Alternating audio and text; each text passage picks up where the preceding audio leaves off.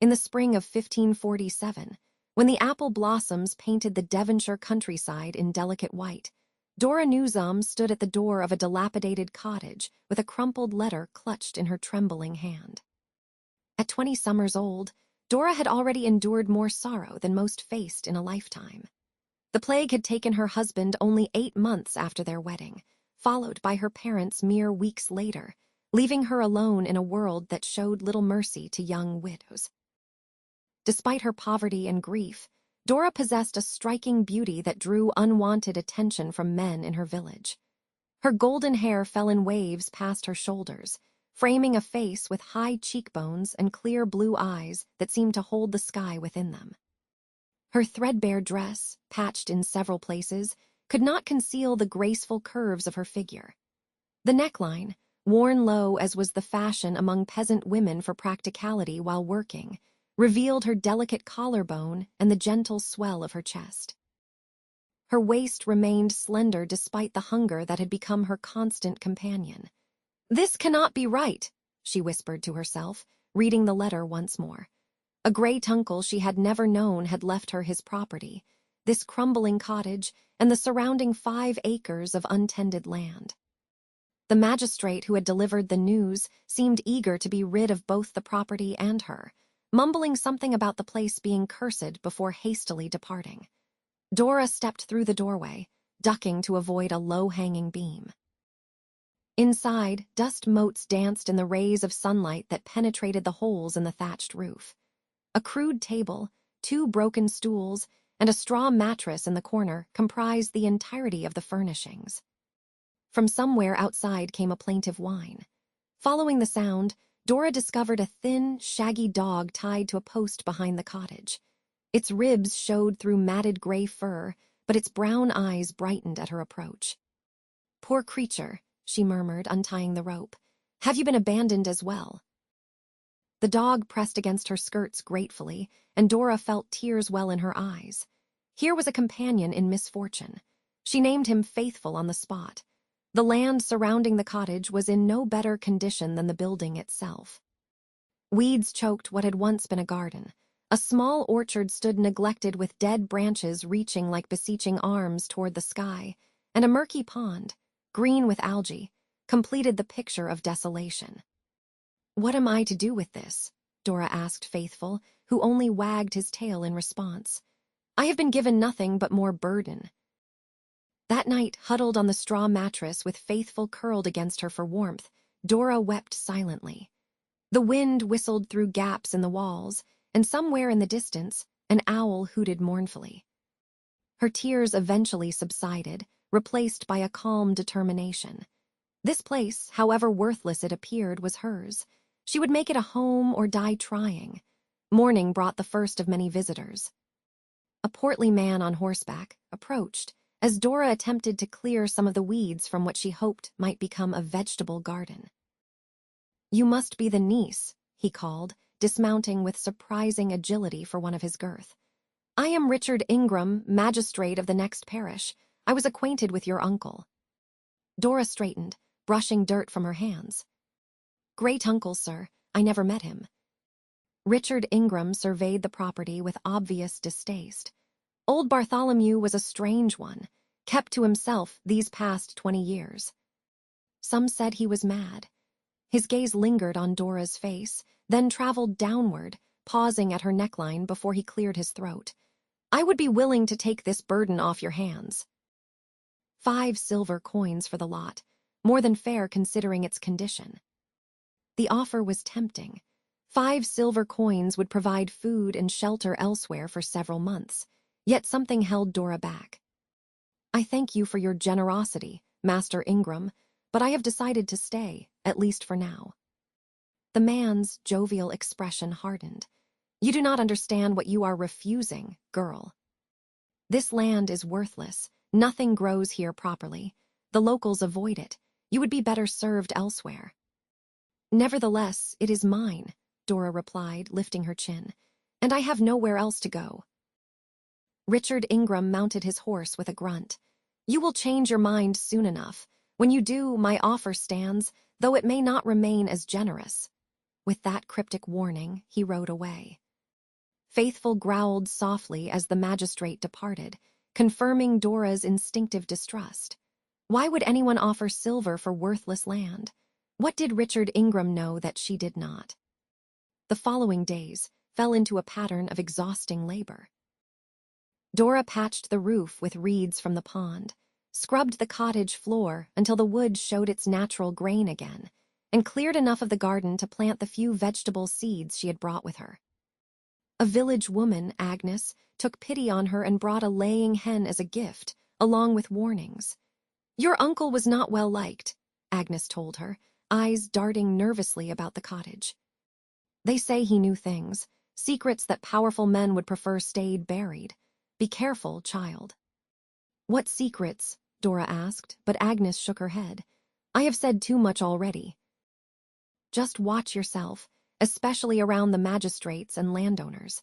They have been too interested in this worthless plot since old Bartholomew died."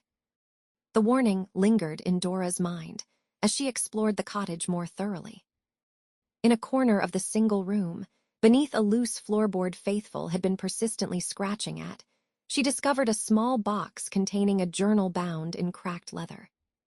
The pages were filled with her uncle's spidery handwriting, much of it incomprehensible at first glance, strange symbols and cryptic notes about phases of the moon and positions of stars. One passage, however, stood out clearly. "They believe I know nothing, that a simple peasant could not possibly understand what they have done. The evidence lies beneath, waiting for one who knows where to look. Trust not those who come bearing gifts or coin. The truth is worth more than gold." Dora closed the journal, her heart racing. What evidence? And beneath what? She looked at Faithful, who was now pawing at the door, whining to be let out. Outside, the dog raced toward the murky pond, barking excitedly. Dora followed, watching as Faithful splashed into the green water, diving beneath the surface only to emerge moments later, swimming back with something in his mouth. It was a small metal object, a key green with algae but unmistakable in purpose. Dora cleaned it carefully, wondering what lock it might open. The journal had mentioned something beneath, but beneath what? The cottage had no cellar that she had discovered. That night, a storm swept across the countryside, rain hammering against the thatched roof. Dora had patched it well enough that only a few drops found their way inside. She sat by the small fire she had built in the hearth, examining the key by its light when a loud knock at the door made her start. Faithful growled, the fur on his back rising as he positioned himself between Dora and the door. Heart-pounding, she called out, "Who is there?" "A traveler seeking shelter from the storm," came the reply, a man's voice, cultured yet strained. Dora hesitated. Hospitality was a sacred duty, yet Agnes's warning echoed in her mind. Finally, clutching a small knife she kept for protection, she unbarred the door. A tall figure stood in the doorway, rainwater streaming from a dark cloak. When he lowered his hood, Dora found herself looking into the face of a young man perhaps 5 years her senior, with sharp features and intelligent eyes that widened slightly as they took in her appearance. "Forgive the intrusion," he said, bowing slightly. "I am Robert Irwin, a scholar from Oxford. I was on my way to Plymouth when the storm caught me unprepared." Dora stepped aside, allowing him entry while keeping her distance. "I have little to offer in the way of comfort, Master Irwin, but you may dry yourself by the fire." Robert thanked her, removing his sodden cloak and hanging it near the hearth. Faithful continued to watch him warily, though his growling subsided. "You live here alone?" Robert asked, warming his hands. "With my dog," Dora replied pointedly, still clutching her knife. "This cottage belonged to my great-uncle Bartholomew. I inherited it recently." At the mention of her uncle's name, Robert's expression changed subtly. A flicker of something Dora could not quite identify crossed his features. "Bartholomew Newsom was your uncle. How remarkable.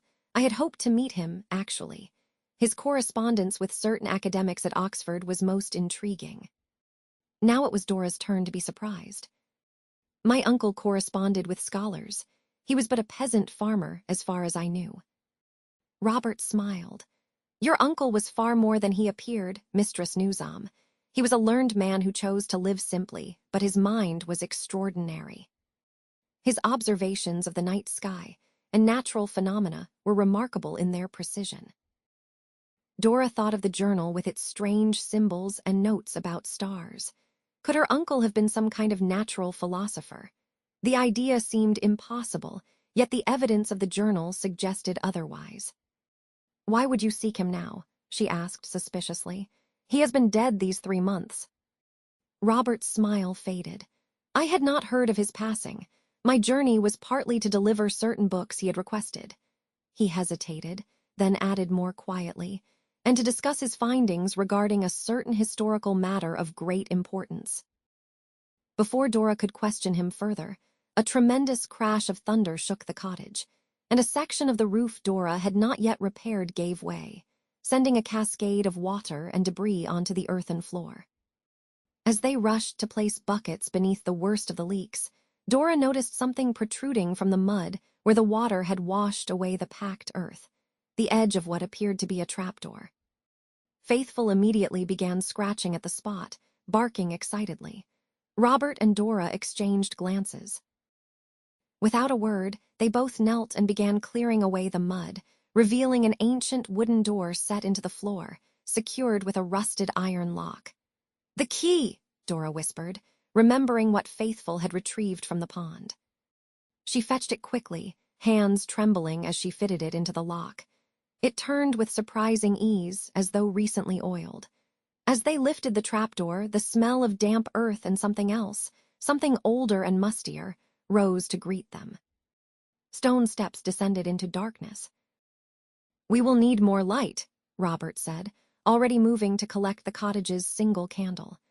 Dora hesitated at the top of the stairs, Faithful pressing eagerly against her legs. "What do you think is down there?" Robert's face was grave in the candlelight. "If I am right about your uncle's research, potentially something that could rewrite a portion of England's history and place whoever possesses it in considerable danger." With those ominous words hanging between them, they descended into the unknown, the storm continuing to rage above. The stairs led to a small chamber dug into the earth, its walls reinforced with stone and timber. The air was surprisingly dry, and as Robert held the candle higher, Dora gasped at what its light revealed. The room contained a large oak chest, several shelves lined with books and scrolls, and a table covered with maps and documents. "This is impossible," she breathed. "How could my uncle have created all this?" "I do not believe he did," Robert replied, examining the chamber with obvious wonder. "This construction is old, perhaps a century or more. Your uncle must have discovered it and made use of it." Faithful had already padded over to the chest, sniffing excitedly around its edges. Dora approached cautiously, noting that unlike the lock on the trapdoor, this chest was secured with a newer padlock. The key from the pond did not match it. "There must be another key," she murmured, beginning to search the chamber. Robert joined her, carefully examining the shelves and table. "Your uncle's journal," he suggested. "Did he leave any clues there?" Dora retrieved the journal from upstairs and brought it back to the chamber. Together, they pored over its cryptic entries, seeking any hint about the chest or its contents. Robert's scholarly background proved invaluable as he deciphered some of the astronomical notations and Latin phrases scattered throughout. "Look at this," he said finally, pointing to a passage near the end of the journal. "He writes of the truth suspended between heaven and earth, where light meets darkness at the turning of the day." "A riddle," Dora frowned. "Or a literal direction," Robert mused. "Where in this cottage would light meet darkness at dawn or dusk?" They returned upstairs, speculating on potential hiding places. As the storm gradually subsided and the first light of dawn began to filter through the eastern window, a beam of sunlight fell upon the cottage's central beam, illuminating a small crack in the ancient wood. Faithful barked, jumping up toward the beam. Dora, following the dog's gaze, saw something glinting in the crack. Standing on one of the stools, she reached up and extracted a small iron key. Back in the underground chamber, The key fit perfectly into the chest's padlock. With a deep breath, Dora turned it and lifted the heavy lid. Inside lay several leather pouches, bundles of documents tied with ribbon, and atop them all, a letter addressed simply. To my heir. With trembling fingers, Dora broke the seal and read aloud. To whoever receives this inheritance, likely my grandniece or nephew, for I have no children of my own. What you have found represents both fortune and peril. 30 years ago, while digging to expand my root cellar, I discovered this ancient chamber and the documents it contained. They tell a story the powerful wish to keep hidden, evidence that the lands surrounding this cottage, now claimed by Lord Havelock, were stolen from the peasants who rightfully owned them through a campaign of forgery and murder during the reign of Henry VII. More significantly, among the documents are records proving that certain noble families of this region, including the Ingrams and Havelocks, achieved their positions through treasonous dealings with England's enemies. The gold coins in this chest were their payment for betrayal. I have lived with this knowledge, watching these families prosper while common folk suffer under their lordship. I lacked the courage or means to challenge them directly, but I have preserved the evidence for one who might. Choose wisely how to proceed. The coins alone will provide you comfort for life if you remain silent. The documents could bring justice or death, depending on whom you trust. With hope for a better future than I helped create. Bartholomew Newsom. Dora looked up from the letter to find Robert watching her intently. The magistrate, she said. Richard Ingram has been trying to buy this land since the day I arrived. He must suspect what lies beneath it, Robert agreed, though perhaps not the full extent of the evidence against his family. Dora reached into the chest and opened one of the leather pouches. Gold coins spilled into her palm, more wealth than she had ever seen, let alone possessed. Another pouch contained silver, and a third held several jewels that sparkled even in the dim candlelight. This would solve all my troubles, she whispered, almost to herself. At what cost? Robert asked gently. Your uncle preserved these documents at great risk. If they contain what he claims, they could restore justice to many families in this region, including, perhaps, your own. Dora was silent for a long moment, weighing the gold in her hand against the bundled documents. Finally, she returned the coins to their pouch and picked up one of the document bundles. I need to understand exactly what my uncle found before I decide what to do with it. The next several days passed in a blur of discovery. Robert, whose scholarly expertise proved invaluable, helped Dora organize and interpret the ancient records. They revealed a systematic campaign of fraud and intimidation carried out generations ago, when powerful merchants had seized lands from peasant holders through forged documents, threats, and occasionally murder. Among the victims had been Dora's own ancestors, forced from lands more fertile and valuable than the small plot that remained. These documents could be brought before the king's court, Robert explained. With proper testimony and authentication, they could force the return of illegally seized properties to the descendants of the original owners, and make powerful enemies of those who would lose their ill-gotten lands, Dora added, understanding the danger her uncle had described. Their work was interrupted late one afternoon by the approach of horses. Peering through the cottage window, Dora saw Richard Ingram returning, this time accompanied by two other men. One wore the fine clothes of nobility, while the other was clearly a hired sword, a brute whose scarred face spoke of many violent encounters. Hide the documents, she whispered urgently to Robert, and stay out of sight. Robert quickly gathered their research and disappeared down the trapdoor with Faithful. Dora had barely closed and covered it with a rush mat when a pounding came at the door. She opened it to find Richard Ingram's fleshy face, flushed with impatience. Behind him stood the nobleman, a tall, thin man with cold eyes. Mistress Newsom, Ingram said without preamble, I have brought Lord Havelock to see your property. He has expressed interest in acquiring it. Lord Havelock inclined his head slightly. I own the surrounding lands, This plot sits inconveniently in the midst of my holdings. Dora curtsied, keeping her expression neutral despite her racing heart. My lords, I am honored by your interest, but as I told Master Ingram previously, I am not looking to sell. Perhaps you misunderstood me, girl, Lord Havelock said, his voice hardening. I am not making a request. This land will become part of my estate. The only question is whether you leave with compensation or with nothing but the clothes on your back. I do not understand, my lord, Dora replied, forcing a tremor into her voice while meeting his gaze directly. Has not this cottage and land been in my family for generations? My great-uncle. Your uncle was a troublemaker and possibly a traitor, Ingram interrupted. He spread malicious falsehoods about respectable families and interfered in matters beyond his station. Lord Havelock stepped forward, his tall frame blocking the light from the doorway. We have been patient, allowing you time to settle your affairs. That patience has limits. You have until tomorrow noon to accept our offer of 10 silver coins, most generous for such a worthless plot, and depart. After that, we cannot guarantee your safety in this region. With that, they turned to leave, the hired sword lingering to fix Dora with a menacing stare before following his masters. As soon as they were out of sight, Robert emerged from the hidden chamber, his face grave. They know something is here, though perhaps not exactly what. We must act quickly. What can we do against such men? Dora asked. They have power, influence, armed men at their command. We need allies, Robert replied thoughtfully. And I believe I know where to find them. Your uncle's correspondence wasn't only with scholars. He wrote to certain officials in the king's court as well, men known for their commitment to justice regardless of rank. How far is the king's court?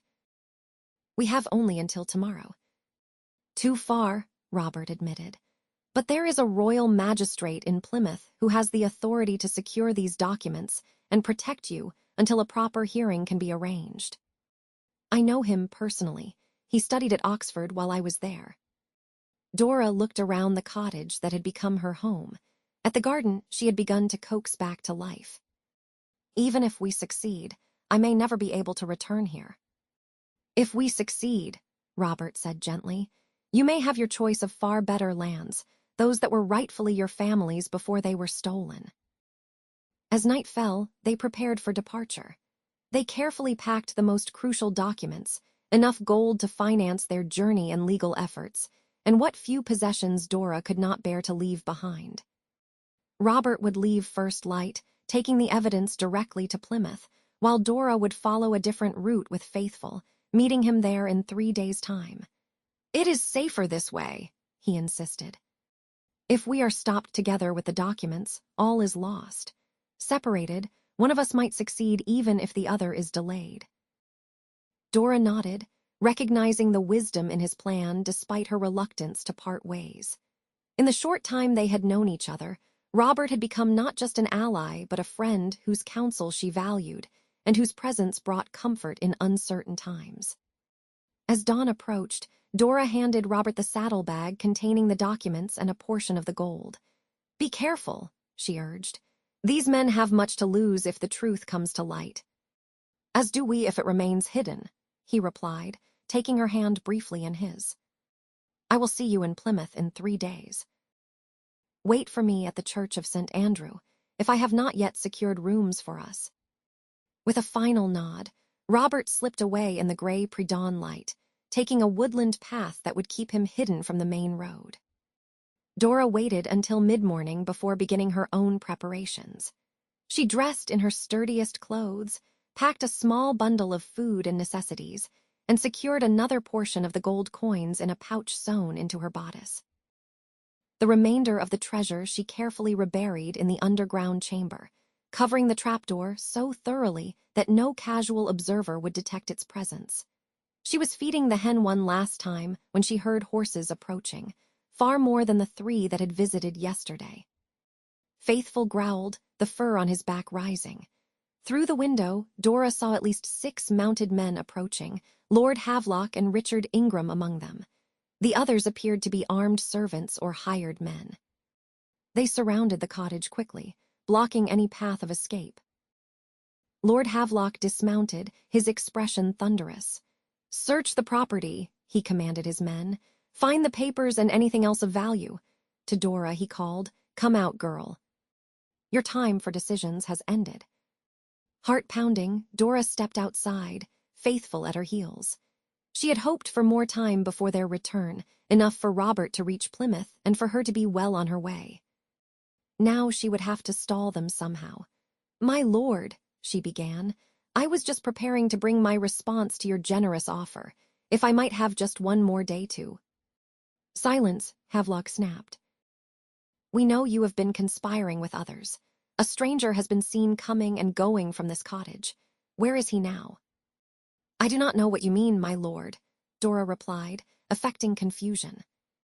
"I have had visitors, yes. A traveling scholar sought shelter during the storm some days ago, but he continued on his way." Ingram stepped forward, his face red with anger. "Do not play us for fools. The man was seen again only yesterday, and he has not passed through any of the nearby villages. He remains hidden here, or has fled with whatever you have discovered." Before Dora could respond, a shout came from inside the cottage. One of the men emerged, holding Robert's forgotten cloak, left behind in his haste to depart before dawn. "So the scholar remains a recent guest," Havelock said coldly. "Tell us what he sought here and where he has gone. Perhaps we can still be merciful." Dora lifted her chin, abandoning the pretense of ignorance. "He sought knowledge, my lord, as scholars do. Knowledge of history and truth." "Truth," spat Ingram. "Your uncle peddled lies and sedition, and it seems you follow in his path." The men searching the cottage continued their destruction, upending the table, tearing the mattress, prying at floorboards. Dora watched with growing despair as her modest home was reduced to splinters and scattered straw. "There is nothing here, my lord," reported one of the searchers eventually. "If there were documents, they have been removed." Havelock's cold eyes fixed on Dora. "Where are they?" "I do not know what documents you seek," she replied steadily, though fear coursed through her veins like ice water. "My uncle left me nothing but this cottage and land, which you seem determined to take by force rather than lawful means." "Take her," Havelock ordered abruptly. "She will be more forthcoming after a night in less comfortable surroundings. Burn the cottage. It is worthless anyway." Two men seized Dora by the arms while another prepared a torch. Faithful lunged, sinking his teeth into the leg of one of her captors. The man cursed, kicking savagely at the dog, who yelped but held his grip. "Faithful, no!" Dora cried, struggling against her captors. "Run." In the confusion that followed, men shouting, Faithful growling and darting between legs, Dora twisting desperately to free herself. Hoofbeats sounded on the road, growing rapidly louder. All heads turned to see a group of mounted men approaching at speed, their leader wearing the insignia of a royal officer. "What is the meaning of this?" demanded the newcomer, a stern-faced man of middle years. Behind him rode Robert, his face taut with concern as he took in the scene. "This is a private matter, sir," Havelock replied, visibly discomfited by the interruption. A tenant refusing to honor her obligations. "I see no tenant, only a property owner being assaulted on her own land," the officer replied. He dismounted, revealing the seal of royal authority hanging from his belt. "I am Justice William Marshall, sent to investigate claims of document falsification and land theft in this region. This woman and her property are now under the protection of the Crown." The effect was immediate. Havelock's men released Dora, stepping back warily. Faithful limped to her side, blood matting the fur on one leg but his eyes still alert and watchful. "These accusations are baseless," Ingram blustered. "We have held these lands legally for generations." "That," said Justice Marshall coolly, "is precisely what we are here to determine." He turned to Robert.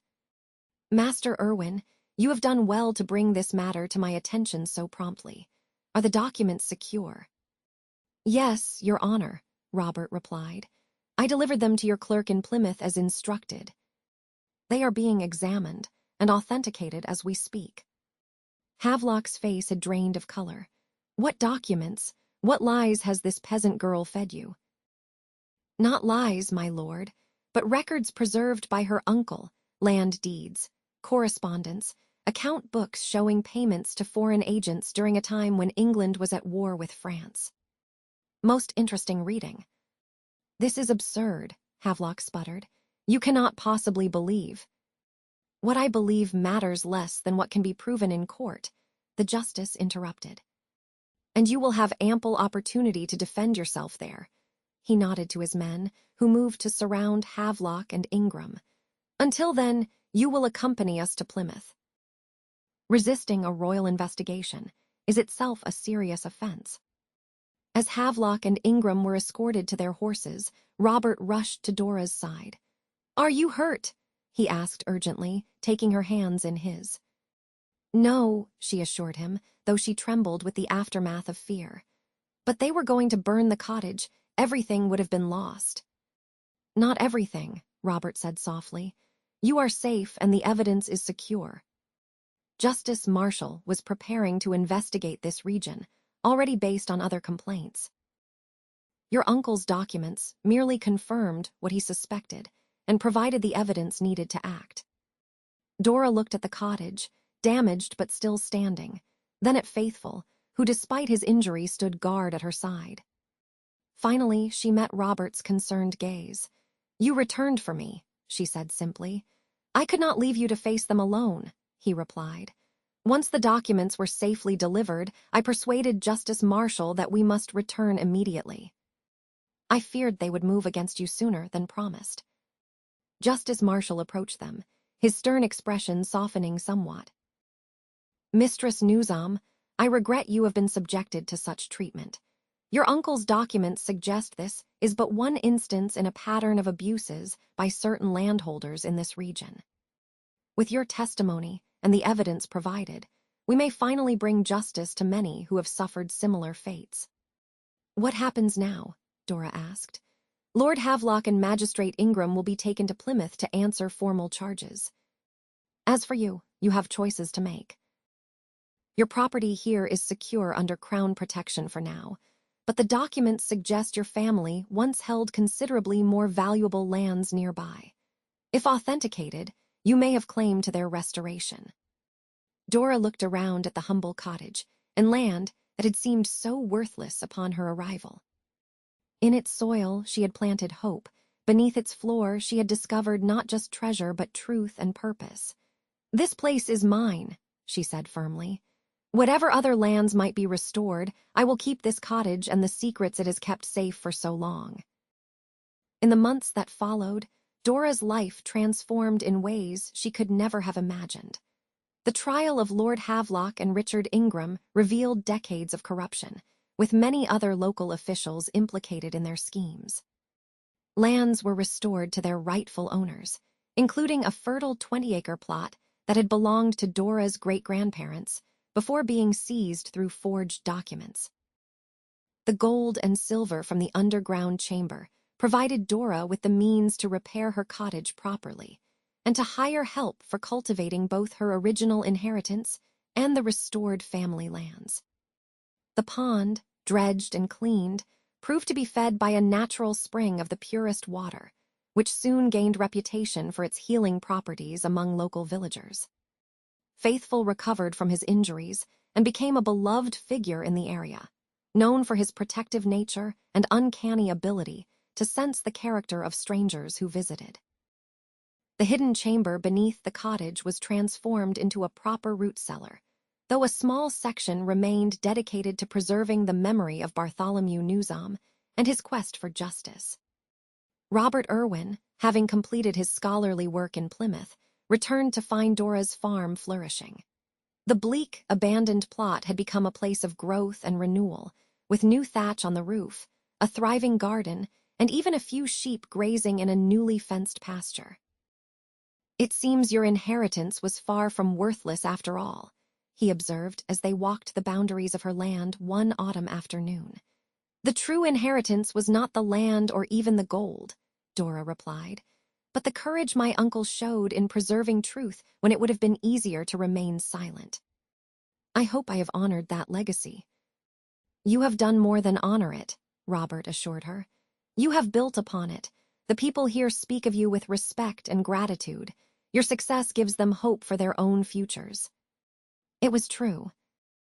Villagers who had once avoided the supposedly cursed property now came regularly to trade, to seek advice, or simply to enjoy the peace of the place and the warmth of Dora's welcome. Children played around the pond while their parents exchanged news and shared skills. A community was forming, centered on the once-abandoned farm. When winter came, Robert did not return to Oxford as planned. Instead, he stayed to help Dora establish a small school in a newly built outbuilding, where he taught local children their letters and numbers alongside more advanced subjects for those who showed particular aptitude. Knowledge, they both believed, was a birthright not limited by station or circumstance, another lesson from Bartholomew Newsom's hidden legacy. On the anniversary of Dora's arrival at the cottage, the villagers gathered to celebrate the transformation of both the farm and their community. They brought food, music, and handcrafted gifts to express their gratitude for the changes her courage had brought to all their lives. As twilight fell and neighbors departed for their own homes, Dora stood with Robert at the edge of the pond, now clear and reflecting the first stars of evening. Faithful dozed contentedly nearby, his muzzle now flecked with gray but his loyalty unchanged. "A year ago, I stood here believing I had been given nothing of value," Dora mused. "I had lost everyone I loved and saw no hope in this inheritance." Robert took her hand gently in his. "And now?" Dora smiled, looking at their intertwined fingers. "Now I understand that sometimes what appears worthless contains the greatest treasure. Not just gold or land, but purpose and connection." She turned to face him fully. "And love, which I never expected to find again." "I came seeking historical knowledge," Robert said softly, "and found something far more precious in a courageous woman who refused to surrender what was rightfully hers." As they sealed their understanding with a kiss, the last light of day illuminated the flourishing farm, a testament to one woman's resilience and the power of truth long buried but finally brought to light.